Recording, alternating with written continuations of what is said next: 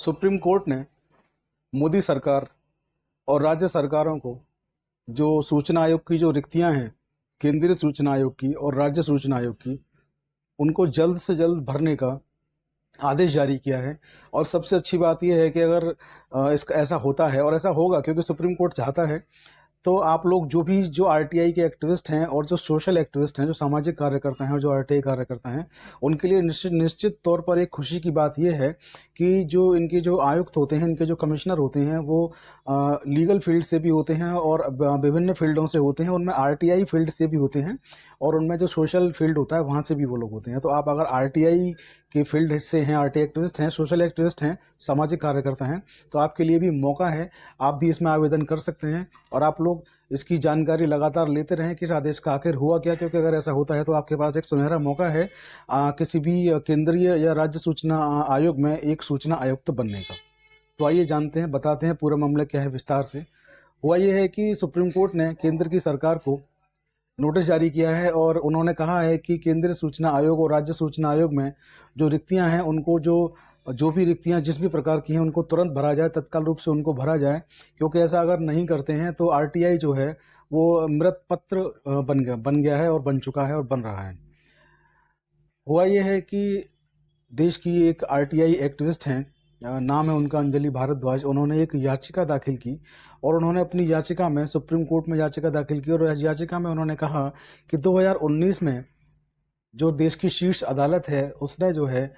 इन रिक्तियों को भरने का आदेश जारी किया था 2019 में, और 2019 से लेकर आज तक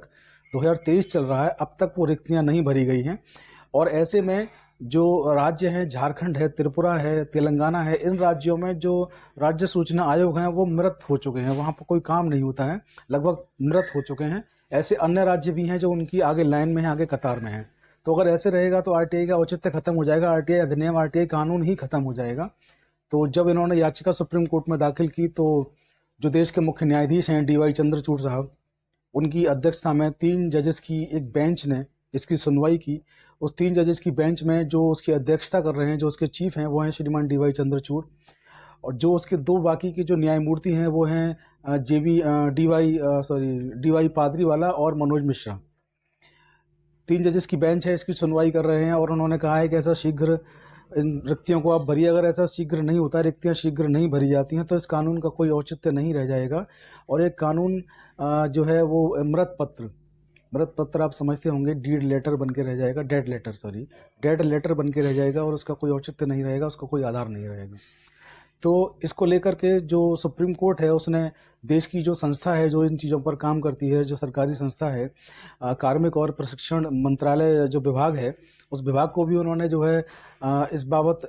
नोटिस जारी किया है और उनसे कहा है कि आप पूरे देश में जो राज्य सूचना आयुक्त हैं और जो केंद्रीय सूचना आयोग हैं और राज्य सूचना आयोग है, उनसे आप जानकारी एकत्रित करिए कि कितने आयुक्त, कितने सहायक, कितना स्टाफ, कितने तमाम तरह की जो पद हैं, उनमें कितनी रिक्तियां हैं, कितने पद जो हैं वो भरे हुए हैं, कितने रिक्त हैं। इसका पूरा एक आंकड़ा तैयार करें, पूरा एक डाटा तैयार करें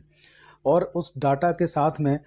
इनसे भी जवाब मांगा है और जो केंद्र की और राज्यों की सरकार है उनसे भी कहा है कि 3 हफ्ते के अंदर सुप्रीम कोर्ट में अपना जवाब आप दाखिल करें कि आखिर देश में जो केंद्रीय सूचना आयोग है और जो राज्य सूचना आयोग है उनमें स्थिति क्या है, कितनी जो रिक्तता है वो कितनी है, कितने कमिश्नरों की कमी है, कितने स्टाफ की कमी है, कितने और तमाम तरह के जो स्टाफ है उनकी कमी है, जिससे कि जो आरटीआई अधिनियम है, इसकी जो मूल भावना थी लोगों को जानकारी मुहैया कराना, वो जो डेड होती जा रही है, वो जो मरती जा रही है, उसको जीवित किया जा सके और मैक्सिमम लोगों तक आरटीआई की जो सूचनाएं हैं वो पहुंचाई जा सकें। क्योंकि आज के दौर में ये देखा जा रहा है, क्योंकि हमारा भी जो चैनल है उसका जो मोटिव है आज भी वो यही है कि हम आरटीआई पे काम करते हैं, लोगों को जानकारियां देते हैं। तो मेरे पास भी तमाम ऐसे मैसेजेस आते हैं, तमाम ईमेल आते हैं कि सूचना नहीं मिल रही है, सूचना नहीं मिलती है, कमिश्नर ने भी मना कर दिया और तमाम इतना लोड है, 1 साल हो गया, 6 महीने हो गए, सुनवाई नहीं हो पा रही है तमाम राज्यों में। तो लोग पूछते हैं कि कितना समय लगेगा, क्या हो रहा है, कुछ नहीं होता है, लोग डिमोटिवेट हो रहे हैं आरटीआई से। उसका कहीं ना कहीं जो वजह है उसकी वो यही है कि हमारे देश में विभिन्न आयोगों में, चाहे वो केंद्रीय सूचना आयोग हो, चाहे वो राज्य सूचना आयोग हो, वहाँ जो कमिश्नर हैं, जो सूचना आयुक्त हैं, उनकी कमी है, उनके जो स्टाफ हैं, उनके ऑफिस स्टाफ हैं, उनके कोर्ट के स्टाफ हैं, उनकी कमी है और बाकी का जो स्टाफ है उनकी कमी है। तो कहीं ना कहीं स्टाफ की, सूचना जो आयुक्त हैं उनकी कमी की वजह से भी ऐसा हो रहा है कि लोगों तक सही तरीके से सूचनाएं नहीं पहुंच रही हैं, और इस कानून का धीरे धीरे जो है उपयोग जो है आम आदमी अब करने से बचने लगा है, क्योंकि उसको लगता है कि आरटीआई से कुछ नहीं होता है।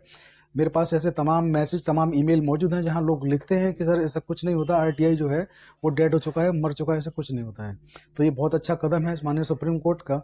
उन लोगों में विश्वास जगाने के लिए, उन लोगों को बताने के लिए। हालांकि चौधरी लीगल एसोसिएट से हम लगातार बता रहे हैं कि आरटीआई अच्छा कानून है, अच्छा काम करता है, आपको इसका इस्तेमाल करना चाहिए, लेकिन सुप्रीम कोर्ट ने बेहतरीन पहल की है। उसकी पहल को हम सलाम करते हैं, नमस्कार करते हैं। और ये बहुत अच्छा मौका है कि आप लोग भी अगर आरटीआई एक्टिविस्ट हैं, सोशल एक्टिविस्ट हैं, या किसी भी फील्ड में आप एक्सपर्ट हैं, तो आप लोग इस खबर पर नज़र बना के रखें। और जैसे ही इन रिक्तियों का जब ब्यौरा मांगा जाएगा, आंकड़ा मांगा जाएगा, उसके बाद फिर रिक्तियों को भरने का सिलसिला शुरू होगा।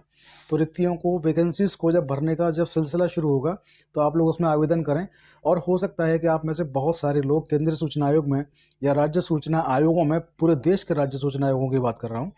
तो राज्य सूचना आयोगों में कुछ लोग कमिश्नर बन जाएं, कुछ लोग स्टाफ बन जाएं, तो हो सकता है कि आपका भविष्य भी इससे संवर जाए। तो आज के वीडियो में इतना ही। आप लोग बने रहें चौधरी लीगल एसोसिएट के साथ, और इस जानकारी को मैक्सिमम लोगों तक आप लोग शेयर करना ना भूलें। इसके साथ आप लोग हमें चौधरी लीगल एसोसिएट पर सब्सक्राइब करना ना भूलें, और हमारा दूसरा जो यूट्यूब चैनल है ऑफिशियल प्रतीक चौधरी, वहाँ भी हमें सब्सक्राइब करना ना भूलें।